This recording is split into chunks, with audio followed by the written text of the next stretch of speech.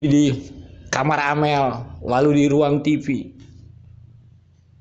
Ini juga nanti kita bisa tampilkan keterangan dari Kasat Reskrim. Salam analisa, salam kehidupan, salam sehat. Sahabat-sahabat akar, tolong disimak sampai habis biar tidak gagal paham. Kita melanjutkan video kemarin tentang jeda waktu sahabat-sahabat AK antara Ibu Tuti dan Amel.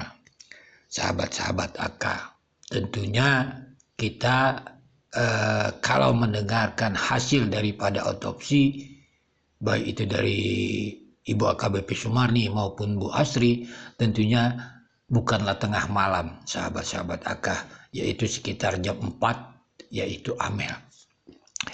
Lalu nanti kita akan memperkuat kembali potongan daripada berita sahabat-sahabat AK ini dari Kasat Reskrim Polres Subang M. Zulkarnain yang melalui CNN Indonesia sahabat-sahabat AK tanggal 20 bulan 8 2021 nanti itu kita tampilkan.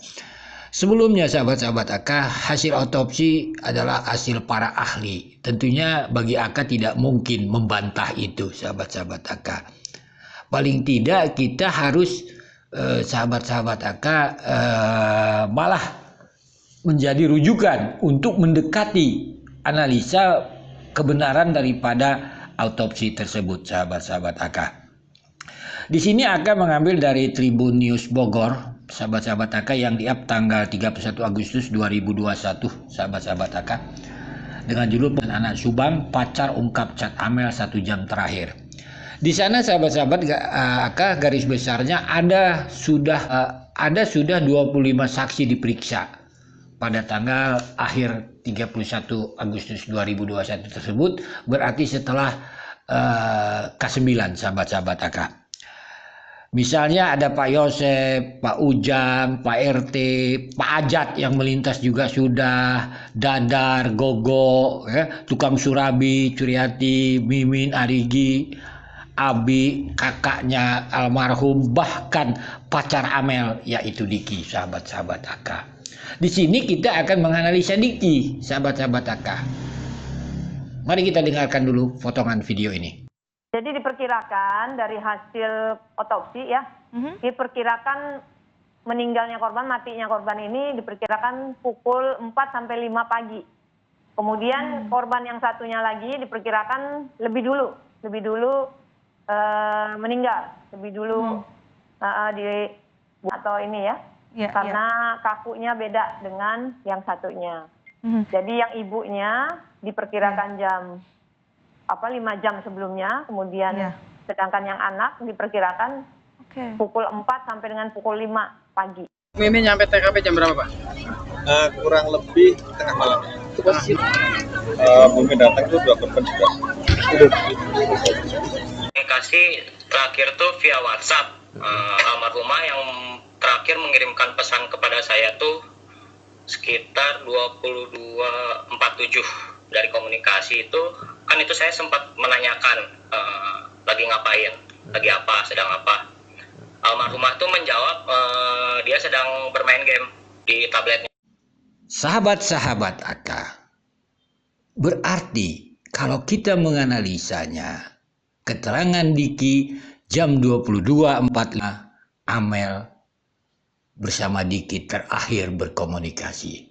Tentunya Diki adalah saksi di kelompok 25. Tentu dia akan menyampaikan apa yang dia sampaikan seperti di TV One ini. Komunikasi terakhirnya jam 22.45. Lalu sahabat-sahabat AK, kalaulah kita mengambil cerita tentang Danu, tentunya jam 22.45 ini ya perkiraannya Danu sudah ada di TKP. Kan begitu pemahamannya. Tapi kita tidak bahas itu dulu. Mari kita lanjutkan. Berarti kalaulah hasil autopsi Amel itu sekitar pagi lah, jam 4-an. Ini masih ada jeda waktu, sahabat-sahabat AK.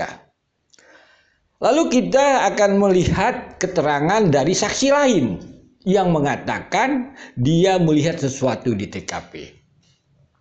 Tentunya ini kita akan menganalisa mendekati hasil daripada otopsi. Kan seperti itu. Tentunya saksi ini bukan kelompok 25, tetapi kelompok yang mungkin akan sebagai saksi setelah kelompok 25 ini. Ini saksi sering kita lihat pada saat itu di MBS, sahabat-sahabat AK. Mari kita dengarkan dulu potongan video ini. Saya melintas di depan TKP. Oh, kejadiannya kira-kira jam berapa ya? Itu sekitaran jam 23.40-an. Oh, berarti malam ya? Iya. Mas, kalau pas di kejadian lihat ada apa, Pak? Mas? Pas di TKP. Iya, di TKP-nya. Saya melihat ada 5 orang tuh, 3 perempuan, 2 laki-laki. Posisi itu nggak lama sih, sebentar. Posisi mobil atau apa gitu? Posisi mobil Alphard itu di luar, menghadap ke garasi. Sahabat-sahabat AK, karena kita ingin menganalisa, mendekati kebenaran daripada hasil otopsi itu. Tentunya dari keterangan saksi W melintas di TKP sekitar jam 23.40. Masih ada pergerakan melihat orang dan melihat mobil Alphard di luar garasi menghadap ke garasi, sahabat-sahabat AK. Kalau jam 23.40 kurang lebih, berarti sekitar 20 menit atau mendekati tengah malam. Kan itu duduk permasalahannya. Masih ada pergerakan sekitar 20 menit lagi mendekat di tengah malam, masih ada pergerakan. Orang di luar dan mobil Alphard sudah bergerak di luar garasi. Berarti sekitar beberapa jam kemudian terjadilah suatu peristiwa itu terhadap Ibu Tuti, terakhir terhadap Amel. Kan itu dalam analisanya kalau kita menganalisa tentang waktu jam kematian dari hasil otopsi. Sebenarnya mudah kalau mengikuti rangkaian-rangkaian peristiwa dari keterangan saksi yang ada di publik ini, sahabat-sahabat AK. Tetapi kalau untuk Danu tentunya akan terbantahkan cerita-cerita Danu yang sudah ada di publik, sehingga nanti banyaklah cerita-cerita Danu yang di publik akan terbantahkan dengan yang dulu. Contohnya tentang pergerakan mobil Alphard, ya ujung-ujungnya Danu katakan tidak tahu. Begitu juga di awal katanya membunuh di Ibu Tuti di kamar Amel, lalu di ruang TV. Ini juga nanti kita bisa tampilkan keterangan dari Kasat Reskrim Polres Subang. Kan begitu, sama jarak kematian yang berbeda.